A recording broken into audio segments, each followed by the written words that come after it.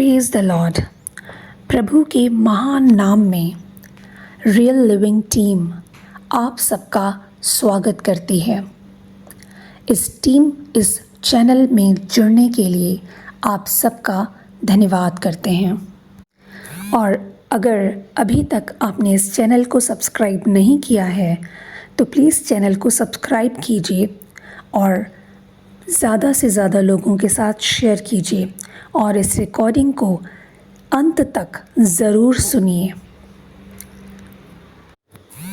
जिस लड़ाई में परमेश्वर नहीं है वह लड़ाई नहीं लड़नी चाहिए।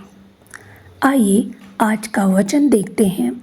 व्यवस्था विवरण उसका पहला अध्याय और उसका 41 और 42 पर। तब तुमने मुझसे कहा, हमने यहोवा के विरुद्ध पाप किया है, अब हम अपने परमेश्वर यहोवा की आज्ञा के अनुसार चढ़ाई करेंगे और लड़ेंगे। तब तुम अपने अपने हथियार बांधकर पहाड़ पर बिना सोचे समझे चढ़ने को तैयार हो गए। और 42 वर्स में लिखा है, तब परमेश्वर ने मुझसे कहा, मतलब मूसा बता रहे हैं, मूसा से कहा, उनसे कह दे कि तुम मत चढ़ो और ना लड़ो, क्योंकि मैं तुम्हारे मध्य में नहीं हूँ। कहीं ऐसा ना हो कि तुम अपने शत्रुओं से हार जाओ। जी हाँ प्रियो, जिस लड़ाई में परमेश्वर आपके साथ नहीं है वह लड़ाई कभी भी नहीं लड़नी चाहिए। पहले चेक करो कि परमेश्वर क्या चाहता है, कि क्या वो लड़ाई लड़ी जाए या नहीं। जब तक परमेश्वर आपके साथ नहीं, लड़ाई नहीं लड़नी चाहिए। हम देखते हैं वचन में कि इस्राएली हमेशा परमेश्वर पर कुड़कुड़ाते रहते थे, मूसा के सामने कुड़कुड़ाते थे कि परमेश्वर हमसे बैर रखता है, वो मिस्र देश से निकाल लाया हमें डिस्टर्ब करने के लिए, परेशान करने के लिए और मारने के लिए। तो मूसा बार बार उन्हें समझा रहा था, जो परमेश्वर की आज्ञा थी, इस्राएली कभी भी परमेश्वर की आज्ञा के अनुसार नहीं चले थे। और अंत में ऐसा हुआ कि परमेश्वर का क्रोध उन पर भड़क उठा और परमेश्वर ने उनसे अपना मुंह मोड़ लिया। परमेश्वर ने कहा, सिर्फ कालेब और यहोशू ही परमेश्वर की आशीष को पा पाएंगे, मतलब उस देश में प्रवेश कर पाएंगे, बाकी और कोई नहीं। क्यों? क्योंकि बाकी कोई भी इस्राएली परमेश्वर की आज्ञा का पालन नहीं करते थे। इसलिए जब उन इस्राएलियों को समझ में आया कि वो गलत कर रहे हैं, परमेश्वर उनको आशीष देना चाहते हैं और वो गलत कर रहे हैं उनका विरोध करके, तब 41 पर वर्स में हम देखते हैं, उन्होंने कहा कि वो अपने हथियार बांधकर पहाड़ पर बिना सोचे समझे चढ़ने को तैयार हो गए। उन्होंने अगेन परमेश्वर की इच्छा के जब खिलाफ चले गए और परमेश्वर ने उन्हें मना कर दिया कि वहाँ तुम्हें नहीं जाना, तब फिर से वो वहीं पे जाने लगे जहाँ परमेश्वर नहीं कह रहा था वहाँ जाने के लिए। यानी परमेश्वर की इच्छा के विरोध में वो कार्य कर रहे थे। तब परमेश्वर ने कहा, तुम मत चढ़ो और न लड़ो, क्योंकि मैं तुम्हारे मध्य में नहीं हूँ, मैं तुम्हारे साथ नहीं हूँ, ऐसा परमेश्वर ने उनसे कहा। प्रियो, सभी लड़ाइयों को लड़ने की ज़रूरत नहीं होती। जो आपको अच्छा लगे वो नहीं करना है, पर वो करना है जो सही है, जो परमेश्वर को पसंद है। कई बार शैतान आपकी फीलिंग्स को यूज़ करता है आपको पाप में गिराने के लिए, आपको डिस्टर्ब करने के लिए, नुकसान पहुंचाने के लिए। इसलिए अपनी फीलिंग्स के अनुसार मत चलो, बल्कि परमेश्वर के कहने के अनुसार चलो। देखिए परमेश्वर का वचन क्या कहता है, परमेश्वर आपसे क्या बात कर रहे हैं, उसी के अकॉर्डिंग चलना है। कुछ लोगों का बात करना बहुत इम्प्रेसिव होता है और उनसे बात करना बहुत अच्छा लग सकता है, पर ज़रूरी नहीं है कि वो इंसान सही हो।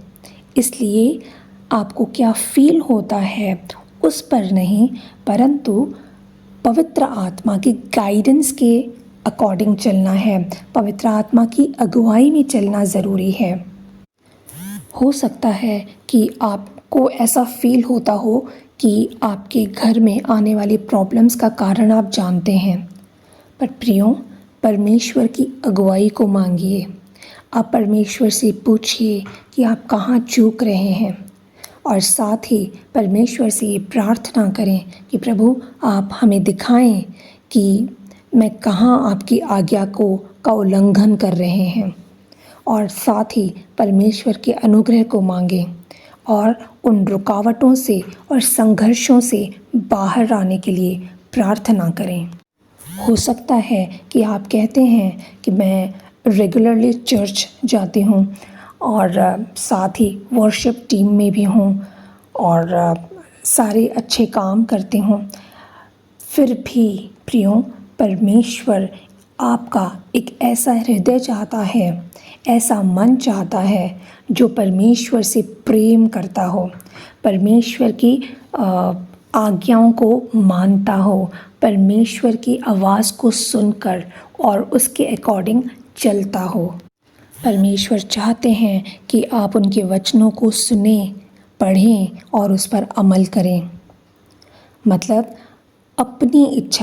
आप अपनी इच्छा को परमेश्वर की इच्छा के साथ जोड़ें और वह करें जो परमेश्वर ने आपको करने के लिए कहा है।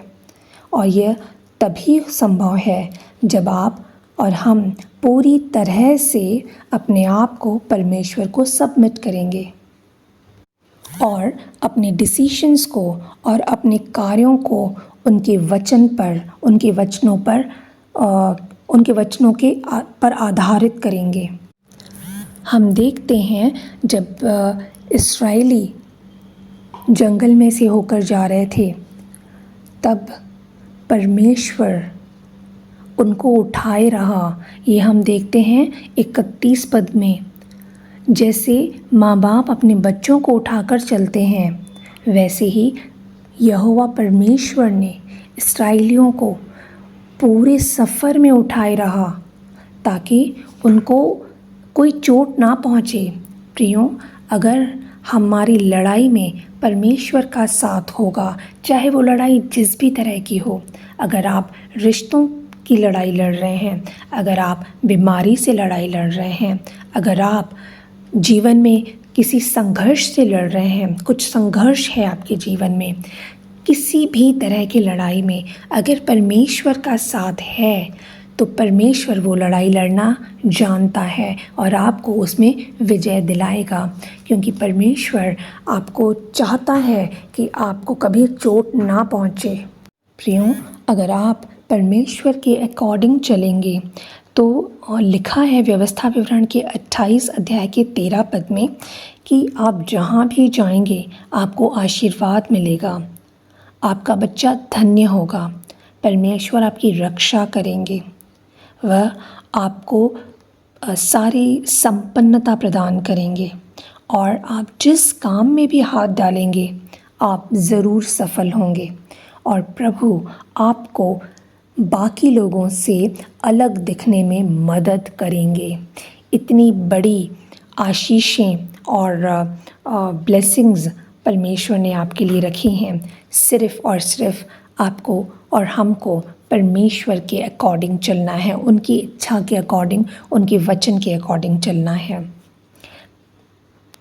नीति वचन के 1 अध्याय के 33 पद में भी लिखा है, परंतु जो मेरी सुनेगा वह निडर बसा रहेगा और बेखट के सुख से रहेगा। प्रियो, ये समय है परमेश्वर के सामने आने के लिए, ये समय है परमेश्वर की दया मांगने का, ये समय है आप अपनी उन लड़ाइयों में जीतने का। जी हाँ, अपने जिन रास्तों में आप संघर्ष कर रहे हैं उन संघर्षों से बाहर आने के लिए आप प्रार्थना करें। पिता यीशु मसीह के नाम से हमेशा हमें आप रास्ता दिखाने के लिए आपका धन्यवाद करते हैं। मैं प्रार्थना करता हूँ कि आप हमारी आँखें खोल कर देखने दें कि हम कहाँ चूक रहे हैं। प्रभु, मैं प्रार्थना करती हूँ कि आपकी कृपा हम पर बनी रहे और आप हमारा मार्गदर्शन करें और हमें जानने के लिए कि हम सही मार्ग पर हैं हमारी अगुवाई करें, और अगर हम सही मार्ग पर नहीं हैं तो आप हमें सही मार्ग पर ले जाएं। पिता, मैं अपने परिवार के हर एक मेंबर पर आज्ञा मानने की आत्मा के लिए प्रार्थना करती हूँ। यीशु के नाम में आमीन और आमीन।